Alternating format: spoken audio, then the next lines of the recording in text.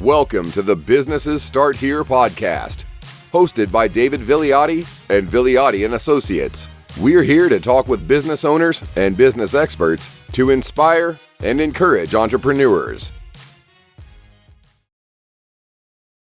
Hello, welcome to the Businesses Start Here podcast. We have a great guest today. Marty Greenbaum's with us. He has over 30 years in the franchising sphere and is really an expert and thought leader in the franchising industry. So we're excited to have him on today. Marty, thanks for joining us. Thanks for being here. Dave, my pleasure. I'm glad I could be here with you and your audience today. Love to share a lot about franchising. Sounds good. We'll get into it shortly, but before that, why don't you tell us a little bit about yourself?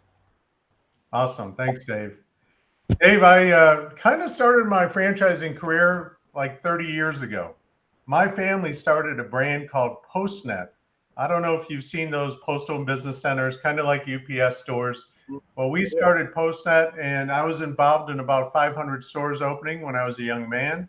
And it's funny that that brand went on to create over 600 locations globally.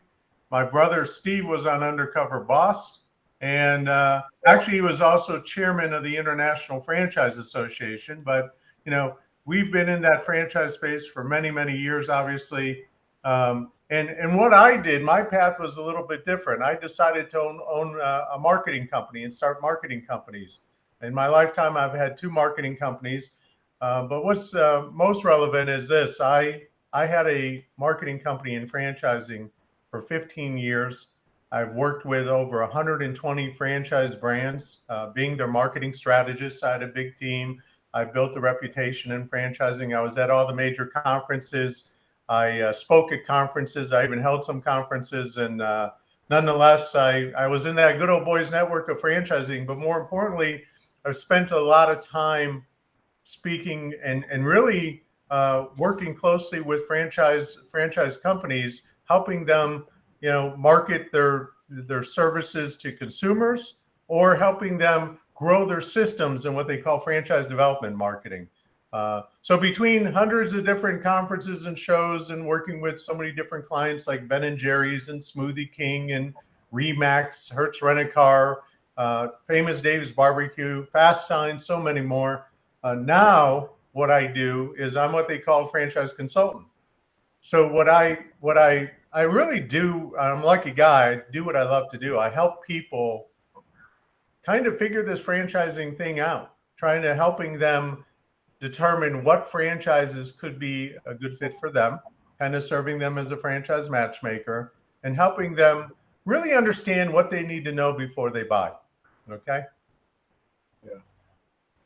So what are, as a franchise or a potential franchise investor, what are some of your top tips to look for, either positive or negative, with a specific franchise or just franchising in general? Because it's not for everybody, just like starting your own business from scratch without the franchise support isn't for everybody. What do you recommend people look for before they even start? Well, I think they need to understand what franchising is and really think about this. Many franchises started with some idea. Like I think here, I live in Las Vegas, and I think of Nothing Bundt Cakes, which is a great franchise. 2 ladies started making bundt cakes, and they were amazing. And they went from 1 store to 2 store to 5 stores. Okay, and they decided to franchise because people would come in and say, "Hey, I'd love to have one of these. I wish I owned one of these. Can I open up in this state or that state?" So a lot of these, it's important to know that a lot of these concepts that emerge, these franchising concepts, come out of a great idea that somebody had, entrepreneurs mainly, that come up with a great idea that's very successful in a local market, and they decide to expand. The question is are those people, good at expanding into a franchise system? So the fact is, the person who knows how to make bundt cakes, can they build a franchise organization? That's the tough thing for most people. And, in this industry, there's tons of consultants that work with them and this and that. But every year, about 300 businesses decide to franchise. And, there's over 3,500 franchises in the U.S. today. But not every franchise is a great franchise. So understanding how to evaluate a franchise and is a whole nother thing. Most people that are getting into franchising that I work with and help, they have very little exposure to franchising. Their exposure is kind of limited to that of being a customer. Okay. So they've been in somewhere, they like the brand, they see it around, they see on a cup, check out our buy a franchise, and people have been exposed to franchising but they don't yet exactly know what it is and know what it's going to take. Okay. Or how to evaluate franchises. But Right. but there's a lot of benefits to franchising. Okay. And then there's a lot of things you need to look for and be careful. So, let me touch on some of those benefits. Okay. First of all, as most people would think, you're buying into a brand, right? And that brand should have some brand equity. Now, in franchising, I look at the types of brands in three categories. There's startup brands, there's emerging brands, and there's established brands, what I call legacy brands. Now, those legacy brands are brands okay, mostly. Brands like, Subway or Midas Muffler, right? Or Molly Maids, so there's a lot of brands out there that people know. But then there's emerging brands like Teriyaki Madness, right? Nothing But Cakes is a good emerging brand. Capriati's. So there's emerging brands, and there's new brands that you never heard of. All right. So that notion of I'm going to get brand equity, is great, but it doesn't always happen. Okay. So that's one of the benefits. Another benefit is a proven system. Now, think about this. If you are an independent business and you wanted to get into business, most people, and I've done this several times being an independent business, with marketing firms, I had to figure everything out. Right. See, in franchising, they have a proven system that works. And if you think about this, if you have a franchisor that has 100, 200 units and they've been in business for years and they've totally refined that system, then, then what you're getting into is a system that's been optimized for profitability. And the reality is franchisors have a vested interest in your success. Right. Okay. If you think about it, if you're a franchisor, it doesn't matter whether you're selling bun cakes, fixing cars, cleaning homes. Really, your core business is royalties. So franchisors are in the business of royalties. They want their franchisees to be successful so they could generate more royalties. So it behooves them. If I was a franchisor, you look at every aspect of that business, marketing, technology, operations, and you continually refine it so you could improve that business model to the highest level you could improve it. Does that make sense? Absolutely. So obviously those operational systems are key in franchisors. That's, it behooves them to be the best that they could be. So that's a huge benefit for franchisees. Okay. And if I can interject there, as a business owner who isn't in a franchise and had to figure it all out on my own, it's something that we continue to do today. We've had a firm for 4 years now, and it's a never-ending process for us. I've worked in accounting firms and started an accounting firm, but everything's a little bit different when you do it yourself, right? So that benefit is absolutely huge, especially for the right type of people. There are certain people that aren't able to or willing to put the time in to figure out the process. So a franchise is a great fit, especially for that type of person. And it's so hard.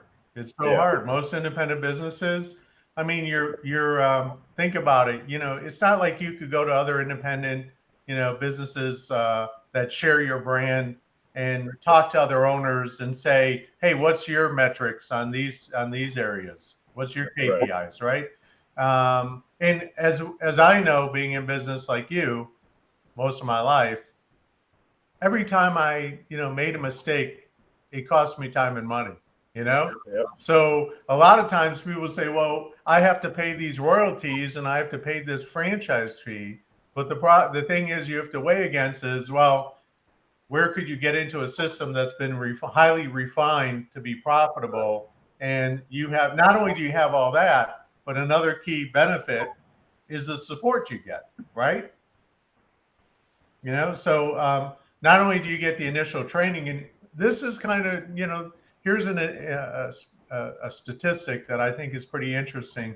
About 80% of people that go into a franchise go into an industry that they never were in before. So it's not, so if you were looking for a franchise, Dave,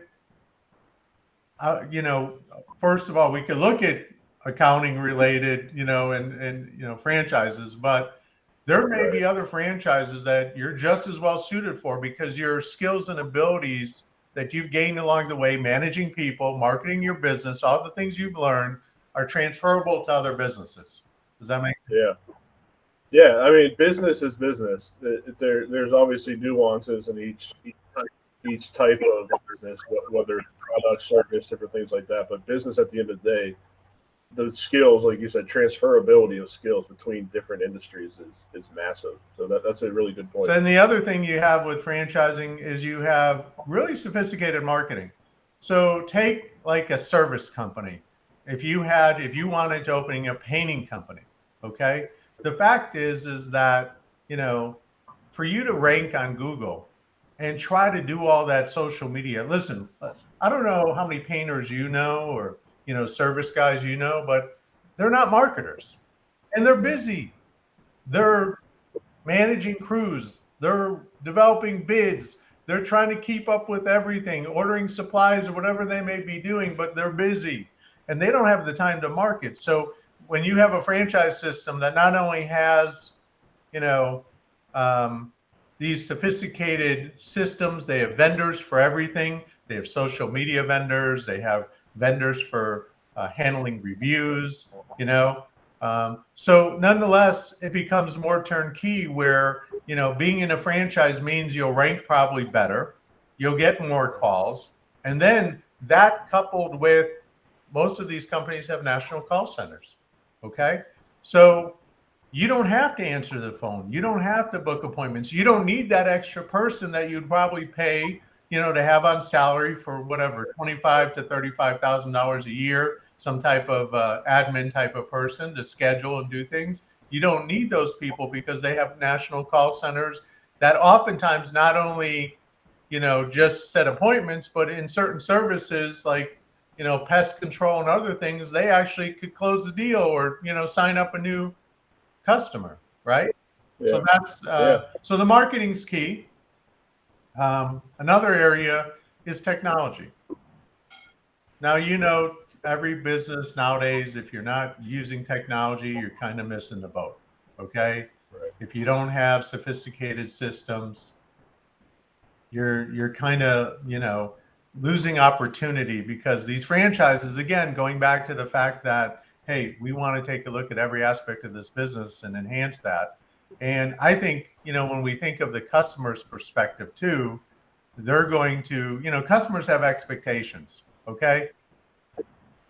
They're going to want to have certain, conveniences. Like if I order a pizza from Domino's, I'm going to use their app. Okay. And it's so easy.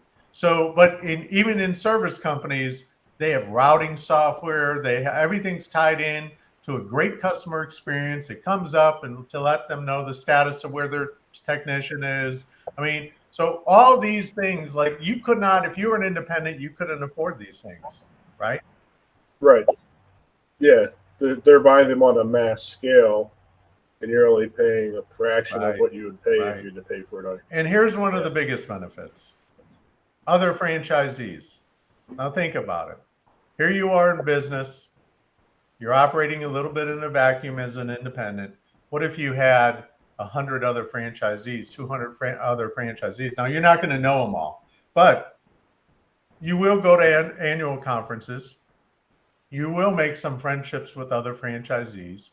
Some of the companies like Team Logic IT franchise, they've created a mastermind group. They put you in a monthly meeting with 10 other franchisees where you're sharing best practices, you're developing relationships. So many of these either facilitate that or they facilitate it through an annual conference or regional meetings. They have regular calls going on, with system-wide calls where they're sharing information. So in franchising, not only do you get trained, that initial training and support that you get, but they're continually updating things so you stay ahead of the curve. Okay. Right. I think another thing that goes unmentioned when I hear about franchises, not that there's a guaranteed level of sales, but there is, you're kind of starting a couple feet down the road because of the marketing and the brand awareness. If you open a franchise that's known, they have fans already. They may not in your specific region or your area that you bought into.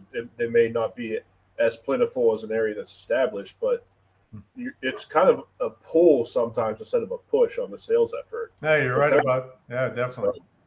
Well, listen, if you open up a well-known brand, you're going to have customers right off the bat, right? Right. Here's, but let's take that notion of easier starts. Okay, let's take that notion. First of all, they're going to walk you through, the whole development process of your store, of your business. They have mapped out. All right, so what you have to do 6 months out, 3 months out, 3 weeks out, grand opening, and then moving forward. So every detail that you have to do is mapped out, and you have the support of the corporate office to help you along the way. So that helps you launch easier, right? And marketing is a big part of that. Getting the business through the door is a big part of that. If you were to open up most fitness franchises, what they do is they pre-sell franchises 120 days out, or excuse me, pre-sell memberships 120 days out. So think about this. You're opening up, I'm going to just pick one, Club Pilates, okay? And you decide you want to open this Club Pilates. Well, you're starting marketing 120 days out. Now, the average business takes about a year to turn the corner and be cash flow positive, okay? Oftentimes, because of that, they're pre-selling memberships. You could be cash flow positive in 90 days, okay? Yeah. Because they're selling these memberships early on, okay? But that coupled with more effective grand openings, coupled with the support that you get and the time you don't have to waste on things that really aren't worthy of your time as you're opening the business, the brand, the pull of the brand. There's a lot of benefits in franchising to help you get started stronger and quicker. Yeah, that's such a big advantage. I know, like, just again, thinking through my experience and clients, that the amount of time you invest in, like you said before, the mistakes cost time and money, but even just up front, the amount of time you have to invest in figuring things out on your own can be difficult. Right. So I think there's definitely a huge advantage to be able to hit the ground running in those circumstances. So one thing I want to ask you, Marty, if you can, I don't know how much detail you can give, but what is some of like your best success stories that you've had with some of the clients you've worked with? Well, listen, I've worked with all kinds of people. Everyone from, some of my clients been working hard in a job for 20, 25 years and scared, by the way, of there's a lot of people that have done one thing their whole lives and always dreamed about having a franchise. Okay. Right. And the fact is that they reach out to me. We start having discussions and trying to determine, okay, who are you? What are your skills? What are you good at? What's your background been? What financial or what investment level, let's say, is going to be best, for you and most comfortable. And, what I try to do is really match them with brands that make the most sense for them. brands that they could feel comfortable with, that they could be successful in, brands that, match their capabilities and their goals, and a lot of people, they go into it and they just they've always dreamed of opening a business. Okay. And other people, they're more business minded and say, hey, I want to grow something. I'm 55 years old. I've been working for this company for years, and I want to grow something where I don't have to work for this company or corporation. I don't want to have to deal with these politics and worrying if I'm going to have a job, or, I may get the company may get downsized, or who knew. They don't want the uncertainty. All right. So, I'm sorry, I kind of skipped over that question. I'm getting to that, but I want you to understand that I think you have all kinds of different people, from the big investors to people that just been working, regular people working all their lives. I have a military veteran right now. He's 52 years old, and he's, trying to get ahead, and he's seeing the horizon where he's going to, soon be closer to retirement than he'd like, right? And he's looking for a semi-absentee business that he could do on the side. He does IT and from home, and he feels that he could manage something. He wants a home-based, semi-absentee business that if he could make another, $7,500,000 a year, he'd be thrilled. Okay, because when you take that on, that you could really grow your wealth a little bit faster, and if you're getting close to retirement, that becomes more important. But but then I spoke to yesterday a Southwest Airlines pilot and his wife, right? That, he's 56 years old, and, and he's, and his wife just sold her business, which was a health food store. Now she's looking to move on, and he eventually wants to be part of the business. So they're looking for more of a semi-absentee business that they could grow, where he could actually replace his income, over the next few years, and join her in the business. Okay. Now, in regards to, successes, it's, I have one of my clients that sold his recruiting firm, and decided, well, he was talking to a buddy of his, and they're talking about the oil change business. He came to me, we started talking, and I introduced him to a brand, and now he's growing out 12 units in the Atlanta market. Talk about, a success story.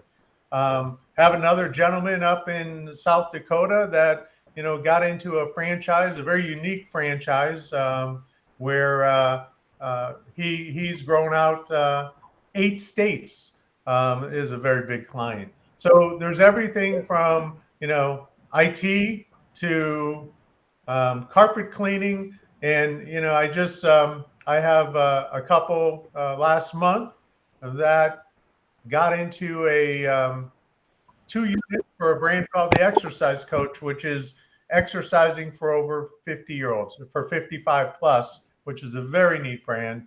And they're going to grow to 2 units. So nonetheless, there's a lot of different people out there that have different goals. Most of them, they just want, in today's day and age, there's a lot of uncertainty. So they're trying to create their own certainty by getting into a business that they can control.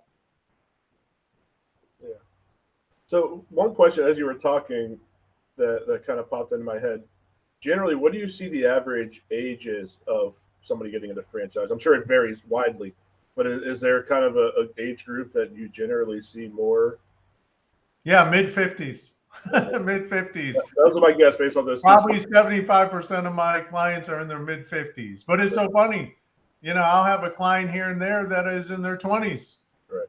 And sometimes they could swing something on their own. Sometimes, their parents are involved in this and want to help their, kid get into a franchise because maybe they finished college, but, that career path isn't quite set.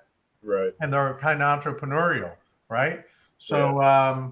But most of the people are in their 50s, because that's kind of where, when you get to the point where you're, listen, when I hit 50, I had to take a pause and think, okay, where am I at? Am I going to reach my goals doing what I'm doing? Right. All right. And I think a lot of people in their 50s, kind of think that way. Yeah. Okay, if you always want to make as much as you can and make your retirement as comfortable as possible. And if you Right. can't do it doing what you're doing, then you got to figure it out. Franchising could be a good option. Yeah. Yeah. It's definitely, that was my guess on what the age range would be, because you've kind of established yourself in your career. You have funds to be able to invest in a business, and but you also have the knowledge and skill set, those transferable skills we talked about earlier, to help you be successful within the structure that you've chosen. Yeah, So definitely. that makes a lot of sense. And then switching gears a little bit, it sounds like you consult the franchisors as well. What are there certain types of business that you find are uh, more apt to be franchises as opposed to other types of business? Well, listen, I had a marketing company that helped franchisors grow. So yes, I'm very familiar with franchise companies and understand them and understand business in a unique way. Um, listen, it's all about what the consumer demands are out there, what's hot, what are the now there's a shift to services. Okay. Obviously, more and more service companies are popping up. And these are inexpensive franchises. There's a lot of companies getting into this service space, all kinds of services you would never imagine.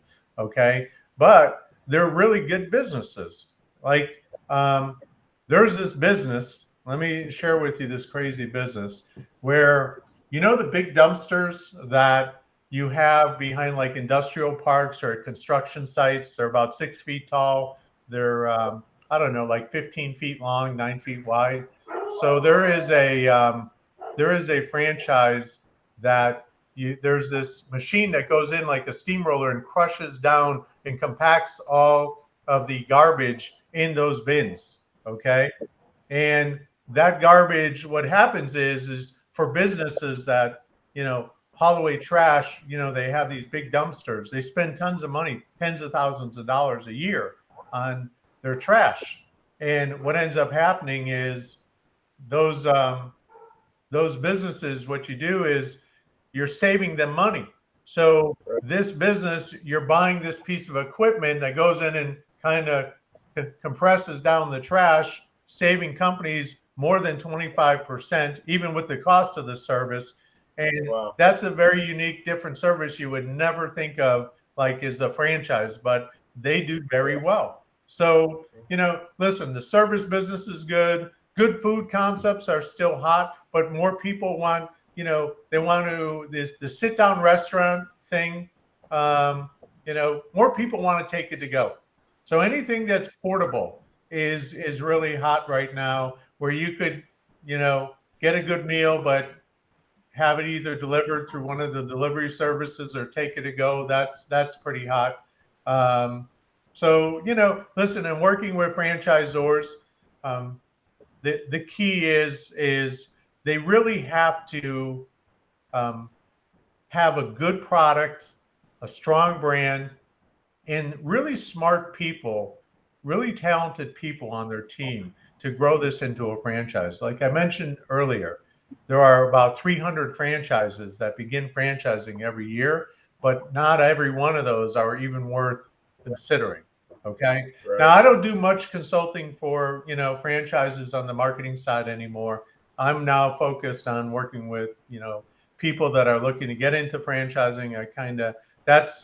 I joke and I say this is my retirement job, but I don't have to travel anymore. I get to just, talk with some great people, get to know great people, and help them out the best way I can. So if someone's interested in a franchise, what's the first step they should take? Well, listen, obviously they have to do understand what the right due diligence looks like.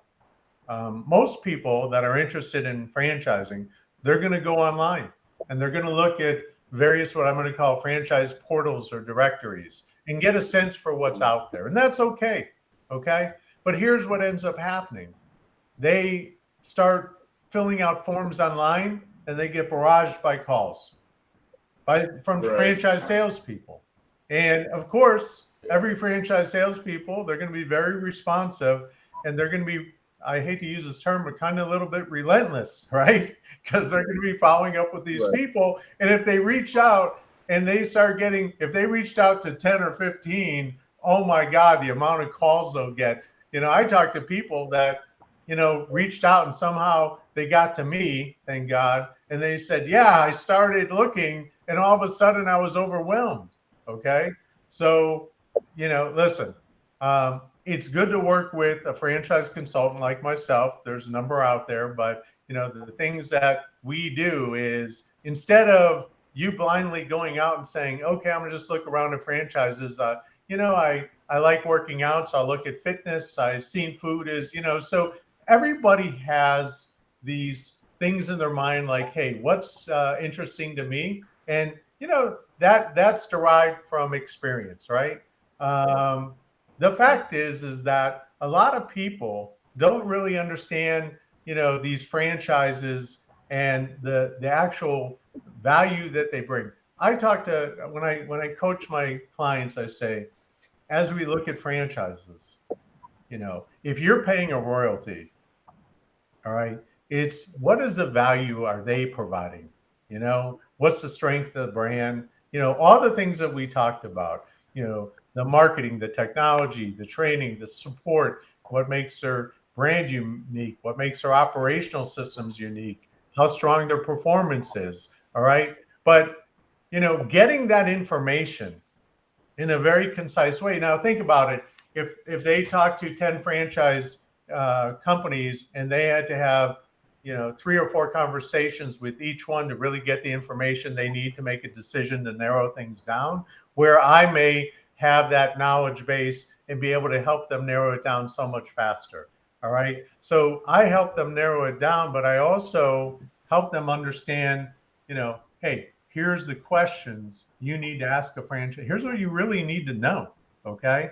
And if you're going to look into franchising, not only do you have to ask the franchisor the right questions and get the right information and understand how to look at that, but also franchisees. So if I was investigating a franchise system, of course, you're going to talk to other franchise owners of that system. And then if you typically, most people will talk to multiple franchise owners, but it's also important to know what specifically to ask them. Like I always like to ask this: if you had the chance to do it all over again, would you buy this franchise? I mean, how strong is that? Call that the ultimate question. Okay. Yeah. Would you do it again if you had a chance to redo this all? Okay. And then a question like, hey, what's great about this franchisor? And where are they? What's their weaknesses? Right. Yeah. But there's a lot of questions to ask. And not only do I focus on other franchisees, I would say also when you're investigating a franchise, you want to talk to the customer. Okay. Think about this. If I was buying like a smoothie shop, like there's this really neat brand and that popping in my head, Nautical Bowls, great brand. But if I were to, be investigating somewhere where I could go and sit down and watch the business and see how busy they are, and actually sit down and talk to another customer and say, hey, how long, what's your favorite thing here? And how often do you come in? I mean, these are the things that you should be doing in your due diligence, right? So. Yeah. And then, so I know this answer also varies widely, but generally, what is the investment required to get into a franchise? Okay, so that's going to vary franchise to franchise, but let's talk about typical costs. Okay, so every franchise has what they call a franchise fee. It's a one-time fee that you pay the franchisor to become a franchisee. Okay, typically that franchise fee, it's funny, but it's $49,500. Okay, you know how people, $999, right? Just under 50,000, $49,500. But they vary a little bit. The good franchises, 40 to 60 on the high side typically. Okay. But the one-time franchise fee, that's not a profit center for the franchise. Okay. Because there's a cost to acquire a new franchisee. They have franchise salespeople, they advertise, so that's not where they make their money. They make their money on the royalties. Okay. So every franchise owner is going to pay a royalty. Okay. And the average royalty is 7%. Some are 6%, some are 8%, but the average is 7%. So if you had annual revenues of $1 million, you're paying the franchisor $70,000. And keep in mind that your average franchise agreement is a 10-year agreement, which is easily renewable. So if you own that business over the term of the agreement, you're paying them $700,000. If those numbers, if you're doing $1 million in business, as an example. So sometimes I talk to people and we're looking at franchises and there's a $10,000 difference in the franchise fee. And I say to them, listen, don't worry about that $10,000. If it's a good franchise and you can make some money, the royalty is a lot more important. Okay. So I'd rather you save a point on the royalty because that could be a saving of over the term of this, who knows, 70,000 or 100,000. I mean, it could be a lot bigger number than, that. Now, in addition to royalties, most franchisors have what they call a national brand fund. Okay. So they're trying to build their brand nationally. They have to, develop websites, bring on marketing companies and engage in PR and whatever they have to do. So typically they charge also, 1% to 2%. Now these percentages, the 7, the 1 to 2, those are off of gross revenues. Okay. They're off of the top. And I will tell you, think about this. If you're paying 7, 8, 9% off of the top, it represents a pretty good part of the bottom. About, if you had a 20, 25% net profit, but you're paying 9% off the top. I mean, that's, you're paying pretty good money, right? To be in a franchise. But again, we look at the benefits. We look at, the quicker starts, the money you could gain from, and the enhanced program and the proven revenues. And so, that's why there's close to 1 million franchises out there. Okay. Franchisees doing this, right? Because they understood the value outweighs the cost, but it does depend on the franchise system. Now, outside of those primary costs, sometimes you have a technology fee, that's separate. Sometimes there's a little fee, call center fees, sometimes are a percentage of the sale or a fixed flat rate. So there's other little fees. That's all in what they call a franchise disclosure document. And if someone was interested in working with you, Marty, what's the best way for them to get a hold of you? Well, listen, my website has a lot of great information. So that's smartfranchiseinvesting.com. My email is marty@smartfranchiseinvesting.com. And my phone number, they could call me direct at 702-580-0663. All right. And then the last question I have is, what just general advice would you have for anybody looking to start a business, whether it's independent business, franchise, just generally business advice you give to most people? Well, listen, first of all, you got to be well capitalized. So one of the things you want to start with is get with a lender, see how you're going to capitalize this business, see what you could get a loan for, understand your options for, having enough money to get started properly. Now, if you're picking a business, understand that investment. Most of the people that 80%, by the way, 80% of small businesses are not open within 5 years from now. Right. Okay. And one of the reasons they fail is because they don't anticipate those costs or how long it will take to really generate the business. So that's big. And how you're going to get customers is really big, right? How you're going to market your business. So, hire the companies and get the right help if you can't do it, which most people can't. You need professional help when it comes to marketing. Okay. Right.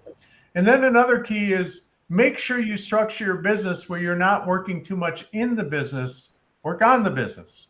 Okay. So I've seen in the old days when I was in the post and ship, the Postnet business, you'd have people that left $100,000, and back then that was a lot, salary, and they go and they're working the front counter where they could hire somebody for $6 an hour at the time. Okay. So if you're going to get into a business, be a business person, hire people. All right. I know you don't want to give up, you're trying to minimize your costs up front, but, be smart about the business. So those are the key factors, I think, a lot of people where they make their mistakes. That's great advice, Marty. So we appreciate you coming on today. A lot of great information about franchising. I think a lot of franchising is misunderstood, so I'm glad you could come on and kind of clear up some of the misconceptions people may have. So thanks for joining us today. It was my pleasure. Thanks so much for having me. And anybody who has some interest, take a look at smartfranchiseinvesting.com. Reach out to me. Okay. Great. Thanks, Marty. All right. Thank you. Bye. So that was another episode of the Businesses Start Here podcast, full of great information from Marty. So thanks for sharing that with us. Again, if you have any interest in starting a franchise, check out smartfranchiseinvesting.com and reach out to Marty. Let him know you heard about it through us so that he can see that his time was well spent here. So again, like I say every episode, if you have anybody you want us to talk to, any topic you want us to cover, please let us know. Please comment on our posts and our podcast so that we know what we're doing well, what we can do better. So thanks, and until next time, I look forward to growing with you. Thanks for listening to the Businesses Start Here podcast. We hope you were inspired and encouraged by today's podcast. We would love to hear your feedback. Please send us an email at podcast@vilioti.com. That's podcast@VILLIOTTI.com. And be sure to share, like, and comment all of our content.